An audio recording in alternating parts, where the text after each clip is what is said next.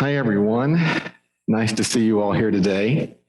I want you to know, even though it's Super Bowl Sunday, it's one of those rare times that nobody's thinking about the Super Bowl right now. But I want you to know that I have one prayer for our church today, besides the prayer always that we would be the church God wants us to be, but that we would be a unified church today. And to talk about that, I want to let you know ways that I've not been unified in the past myself. Over the past, I guess maybe 5 years or so, I've realized something about myself that I've been working on regularly. And that is that I've realized I was a more self-centered person than I thought I was. Now, I let that slip by me because I had always confused self-centered and selfish as the same thing. And I don't think I'm in any way a selfish person. I would do anything for anybody just about any time and go out of my way for things. But that doesn't mean I wasn't self-centered. And here's how I begin to see.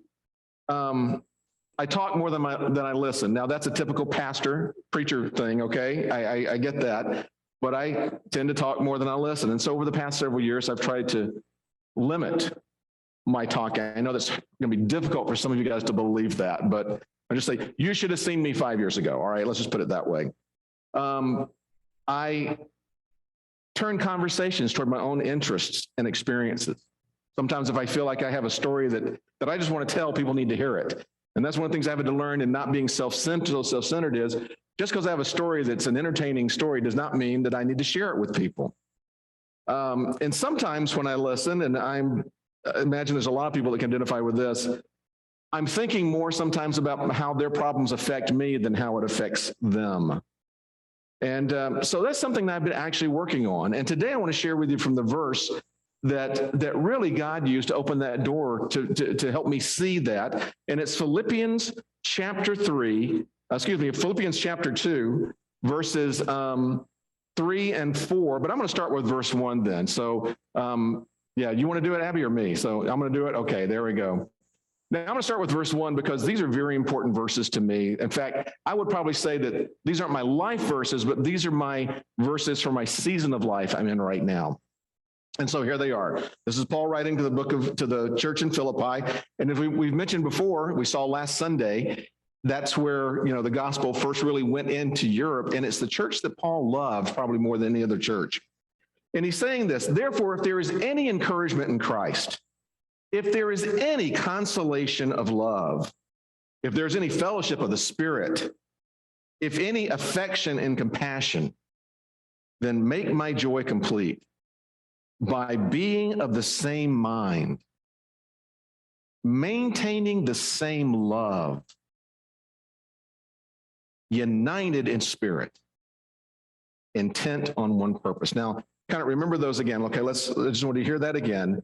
Here's what Paul's asking him to do. Make my joy complete by being of the same mind, maintaining the same love, united in spirit, intent on one purpose.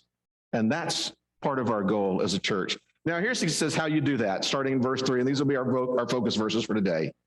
Do nothing from selfishness or empty conceit, but with humility of mind, regard one another as more important than yourselves. Do not merely look out for your own personal interests, but also for the interests of others.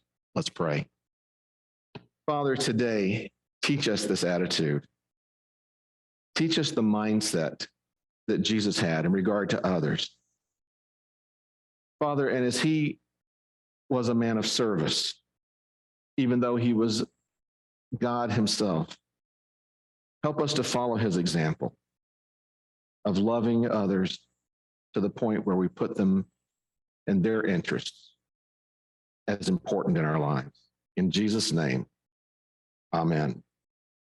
All right, now, we mentioned that Paul loved the church at Philippi. I mean, if you read the book of Philippians, he mentions joy so much, how much he longs to see them and longs to be with them. He had a very special place in his heart for the church in Philippi.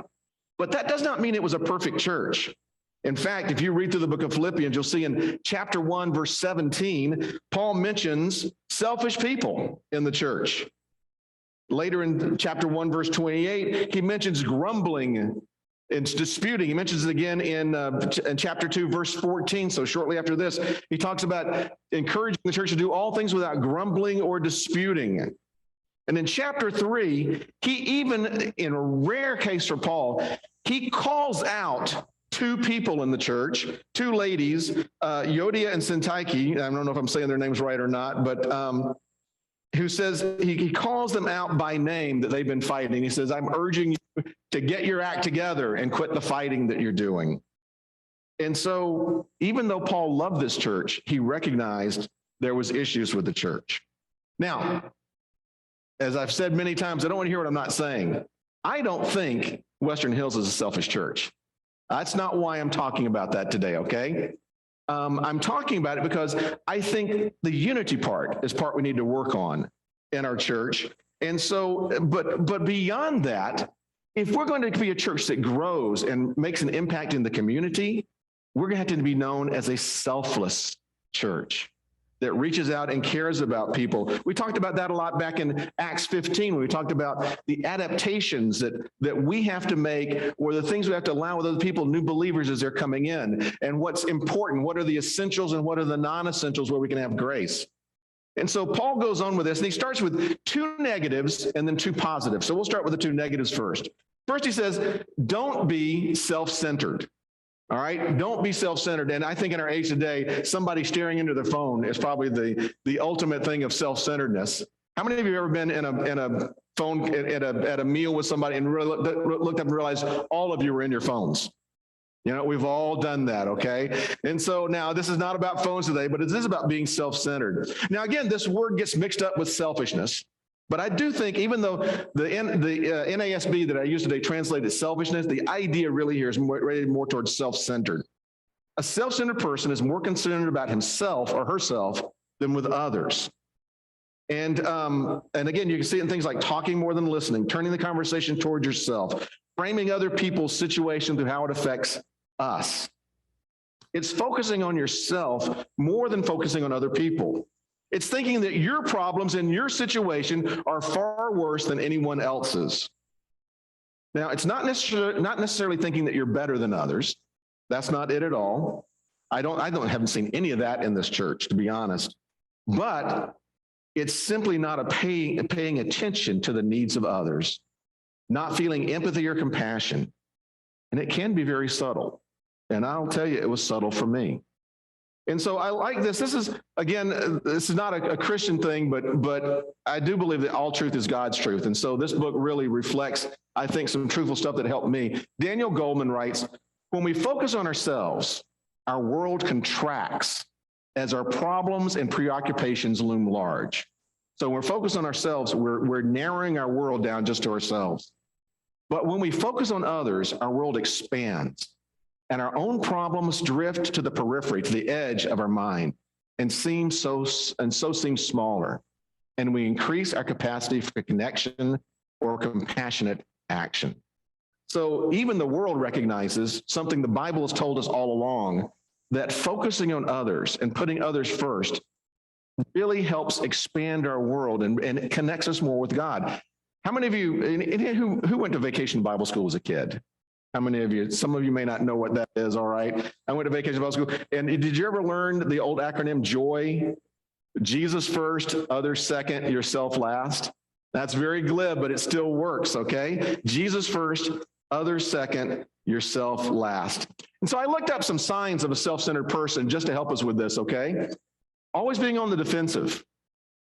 Whenever you find somebody being defensive, that's usually a center of them centering on themselves. And so not seeing the big picture, again, narrowing it down to just where it affects them. And so those are things that again, at times I've seen this in myself. Feeling insecure sometimes. Insecurity can certainly lead to self-centeredness, or self-centeredness leads to insecurity, I should say. Thinking one is superior to others. That's just one that was listed in there. Again, I don't think that's an issue here. Using friendships as a tool for getting what they want. And I have seen that with people, and I know I've been guilty of that sometimes, going to a meeting and making a list of who do I need to connect with when I'm here. There's nothing wrong with that, but sometimes I thought, who do I need to connect with that's better for me to connect with? And that's really not, that is a self-centered way of looking at things. So being extremely opinionated, definitely self-centered. Having no real sense of empathy. Right, we can talk way more about empathy later. Devaluing others is another one there. Being arrogant and thinking that you're great and the world out there is wrong.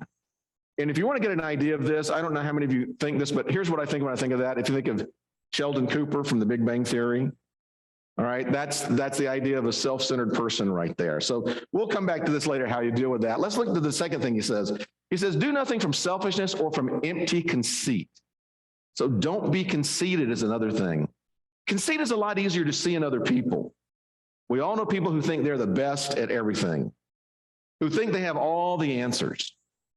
Conceited people think they have the best stories to share. Again, that was me when I realized that my needing to share stories was in some ways a thing of conceit. And so I try not to do that as much. So some people look at conceit the way David Lee Roth did from Van Halen. He says, I'm not conceited because conceit is a fault and I have no faults. Anyway, but conceit is a natural extension of self-centeredness, as the Bible makes clear right here. When we focus on ourselves, here's the thing is, we know all that we know.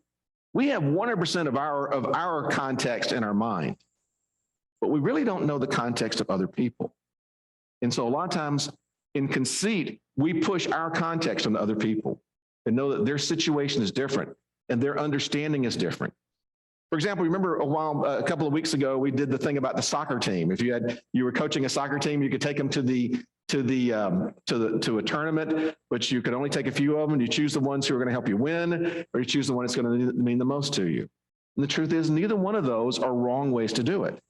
But we all pick out of our context of how God has made us. And so a conceited person is the person to say, no, my way to do it is the only way to do it. And that's conceit. To look at it from other people's opinions is to help with that. So anyway, this leads to something called narcissistic personality disorder. And we did a few things of narcissistic personality disorder here to let you know about that. Have an exaggerated sense of self-importance. Don't worry about taking all these down. These are not super important. I know left a space on your outline to do that if you wanted to, but and I can give these to you later if you want. We're going to kind of blow through them pretty quick here. But expecting to be recognized as superior, even without achievements that warrant it. And I've been guilty of some of these, I will admit. Having a sense of entitlement. We talked about that in Sunday school in our Bible study yesterday too, that sense of entitlement. Expecting special favors and unquestioning compliance with your expectations. Taking advantage of others to get what you want. Having an inability or unwillingness to recognize the needs and feelings of others. That goes back to that empathy thing. And then behaving in an arrogant or haughty manner. The Bible also talks about this in another one of my memory verses. This is Proverbs 18, verses 1 and 2. It says, one who separates himself or herself seeks his or her own desire. He quarrels against all sound wisdom. A fool does not delight in understanding, but only in revealing his own mind. And so anytime we're talking, especially with a fellow believer, but also with non-believers, that one of the things we should do is delight in understanding where the other person comes from. It doesn't mean we have to agree with them. It doesn't mean we have to even support what they do or their opinion there, but we do need to understand it, because not delighting in understanding, the Bible says right here, is foolishness. And if you're only interested, if you come away from a conversation and you've only expressed your opinion, but not learned the opinion of the other person you're in the conversation with, then the Bible clearly says you've been a fool. Now, again, I'm not calling anybody here foolish. I'm saying that's what the Bible says, okay? So, and that applies to every conversation, with your spouse, with your kids, with your coworkers, with your neighbors, to the person with whom you have a fender bender, just understanding their situation as well, as well as expressing your own. In fact, from Philippians, it actually says understanding the other person's interest is more important than just your own. So keeping that in mind. So don't be the fool from Proverbs 18 and separate yourself and just be interested in revealing your own mind. But now let's move to the positives. That's where I'd like to focus here. So the positive, the first one is be humble. He says, with humility of mind, regard one another as more important than yourselves. Now, humility was tough for the Philippians. Remember, we talked about this last week. That Philippi was a Roman colony. And the Philippians did not consider themselves Philippians as much as they did Romans. In fact, when they accused Paul and Silas, they said these people are teaching things that are unlawful for us to do because we're Romans. It actually says that in Acts chapter 16. And so in the Roman mind, humility was something for slaves. Humility was a bad thing. It was not something that you did. Okay? Now, the literal translation here says, have humility of mind. And humility starts with our thinking. And if we don't think with humility, we won't be able to act with humility. And if you act humble when you really aren't, then you're being a hypocrite. You're acting as somebody you are not. So humility's got to start with our mind, with our thinking here, according to Paul. And I love this phrase. C.S. Lewis is one of my favorite writers. He wrote this, and I'm sure other people have said it, but he's the one that made it famous. He says, true humility is not thinking less of yourself. It is thinking of yourself less. Okay, so let's just kind of let that soak in for a moment. It's not thinking less of yourself because you're important. Jesus Christ died on the cross for your sins. You are important enough that God gave the life of his son so that you could have an eternal relationship with him, so that you could have an eternal relationship with him. In other words, God wasn't just saying, I'm doing this as a favor to you. I'm doing this so that we can spend eternity together. So think about that. That's two ways. You were worth Jesus dying for, and you are someone with whom God wants to spend eternity.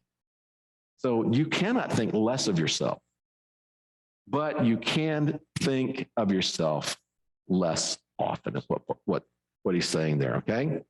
So I got a few ways that we can practice true humility here, okay? Now, these actually you're going to see come from Mother Teresa. Now, I know there's arguments about whether she's a good role model or not, but in this case, what she's saying is true, and she did do some good things. So, and she's not the only one saying these. She just condensed them into a form that you could put here together. Go to speak as little as possible of oneself. Second, not to want to manage other people's affairs. Ooh, that was one for me with my kids. You know, I wanted them to always do the best with everything. And I wound up managing their affairs some and didn't learn how to back that off as quickly as I should have as they were growing up. And so, you know, that I had to eat some crow with that. So not wanting to manage other people's affairs, to accept correction cheerfully. I want to tell you, if somebody's correcting you with something, even if you don't agree with it, okay, you've got basically two choices. You can argue about it or defend, and we've always said that defending is an example of self-centeredness. So let me tell you, if somebody gives you a correction and it's something even you're struggling with, the easiest thing to say, as long as you mean it, is, thank you for sharing that. I appreciate it. I will consider that. You can say if you want, I mean, that's usually enough. Thank you. If you really mean it. But if you need to say more, you can say, I'm having trouble seeing that right now, but I promise you I'll be praying about it. I'll think about it. And you know, maybe we can talk about this later. But just thank you often enough is enough, just to accept correction cheerfully. Right? And then as we keep going, to pass over the mistakes of others, to accept being slighted, forgotten, or disliked. That was another struggle for me sometimes. And to be kind and gentle, even under provocation. Right. So several things that we could do there. I want to focus on that one just a moment, to be kind and gentle, even under provocation. And then finally, she said, never to stand on one's dignity. In other words, if we're going to stand on our dignity, if we're going to demand our respect and our dignity be supported, then we're not being like Jesus. How dignified was it for Jesus to wash the feet of his disciples? How dignified was it for Jesus to die on the cross, a criminal's death? And so, as we say, with humility of mind, is how we should act there. Now, as I've mentioned, I failed in many of these areas, and I really, I'm not telling you anything that I'm not on this journey with you on, okay? But here's a few things we can do as we kind of move forward with that. First, get as close to God as you can so that you can see yourself through his eyes. We talked last week about praying for the mind and heart of Christ to see other people. We also need the mind and heart of Christ to see ourselves, I know when I've had a fight with my spouse, sometimes I feel so much like a failure. And I feel like I've just messed up because I have a little perfectionistic tendency too, that it's hard for me to reconcile sometimes because I've got to process this, I'm no good, I'm horrible, I'm terrible kind of thing. And that separates us and delays the reconciliation. If I've been wrong and then I'm beating myself up for it. And so if I begin to see myself through God's eyes, he is willing to forgive me. Then I can be willing to forgive me and work with him to reconcile the relationship. Second, look at the example of Jesus. I've already referred to this, John 13, when he served his disciples by washing their feet. It's interesting, that passage. We don't have time to go into it today, but in that passage in John 13, it's the beginning of the chapter where he washes the disciples' feet. The first thing it says is, Jesus, knowing that the Father had given all things into his hands. And so Jesus, being fully aware that he was fully God and the Father had turned everything over to him, even with that awareness about himself, he still said, I'm going to show the example of humility and service by washing the feet of my disciples. So look at his example, right? Third, serve without complaint. Now, by golly, I think that's one that we can skip through that. That is one Western Hills, man, on point.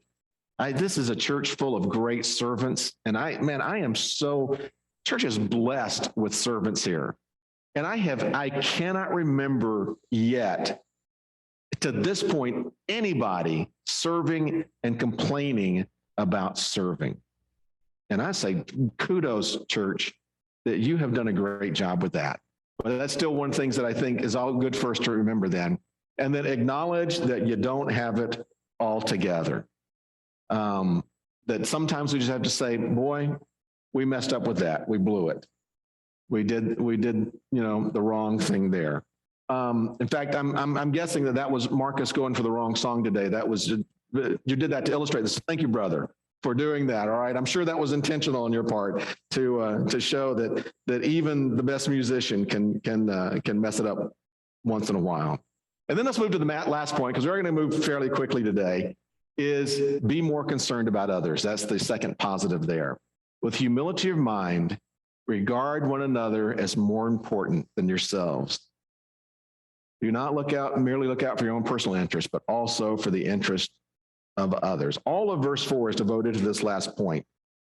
Don't look out only for your own personal interests, but also for the interest of others. If you can get this point, this one point down, then you are well on your way to becoming a humble, selfless person. We've already seen that most people can be self-centered, but Jesus showed us a new way of thinking and living that was totally opposite of what the rest of the world was doing. There's an old saying that says, you can't understand someone till you walk a mile in their shoes.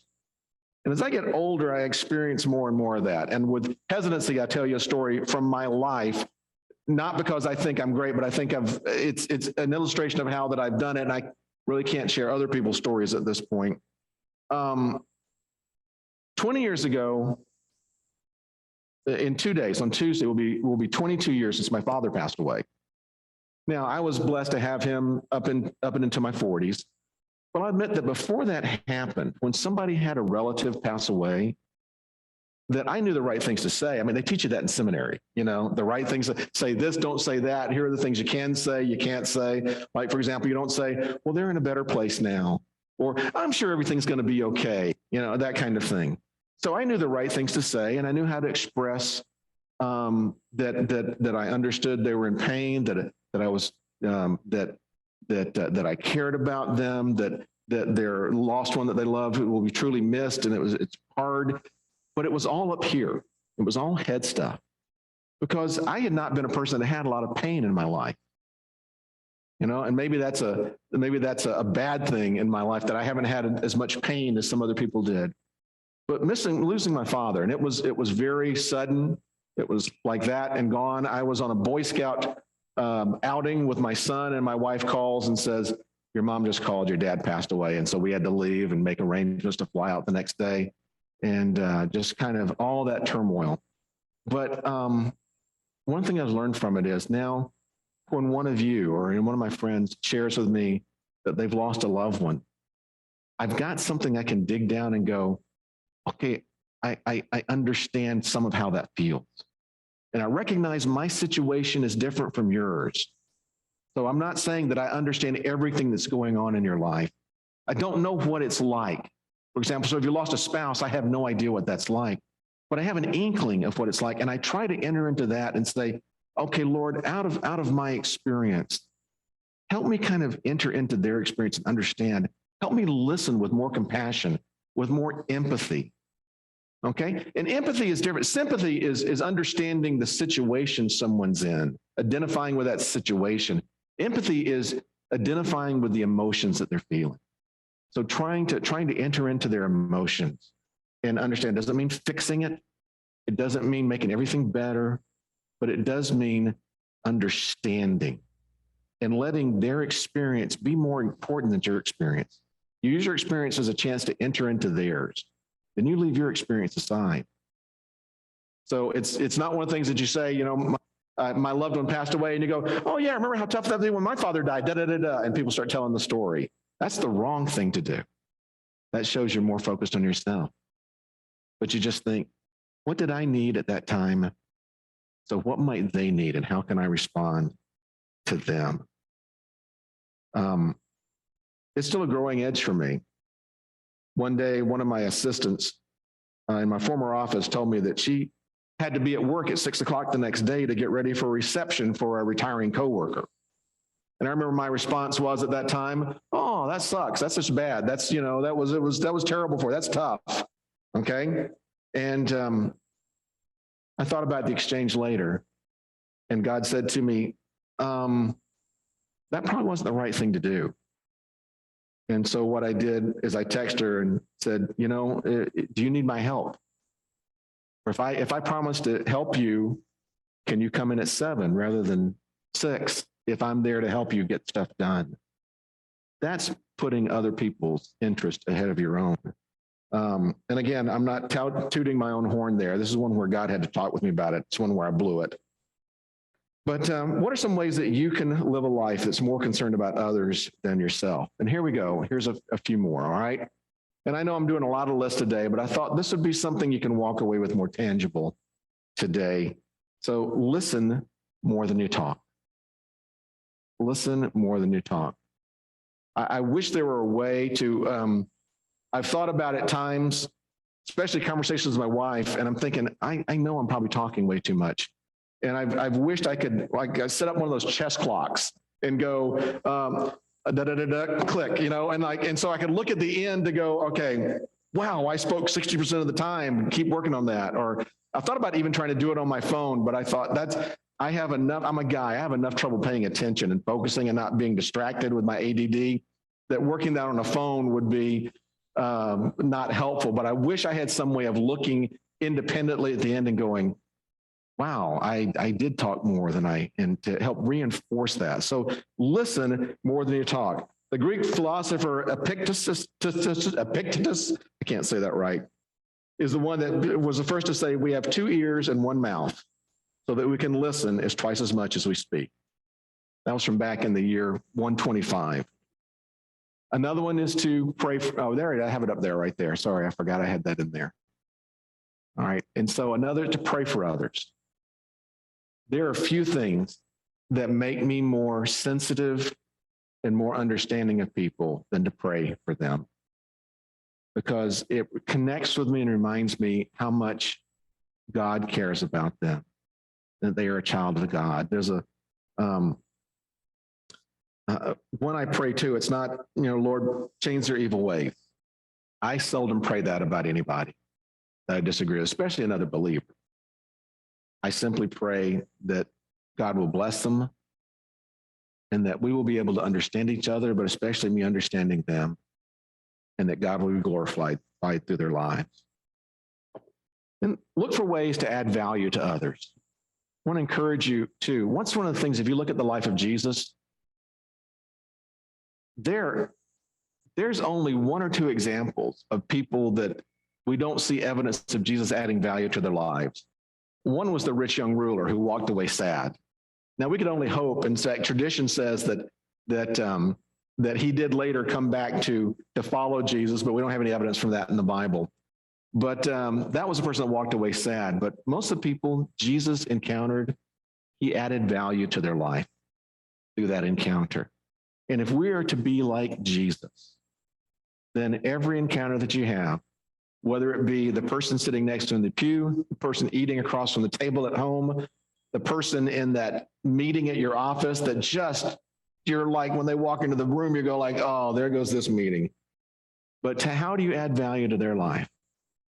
Even to the person that who checks out your groceries at Safeway or Lucky or wherever you go, how can you add value to their life?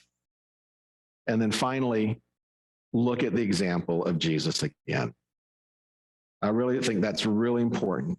And so go back and read John 13 many, many times and look at what Jesus did and the example that he gave us.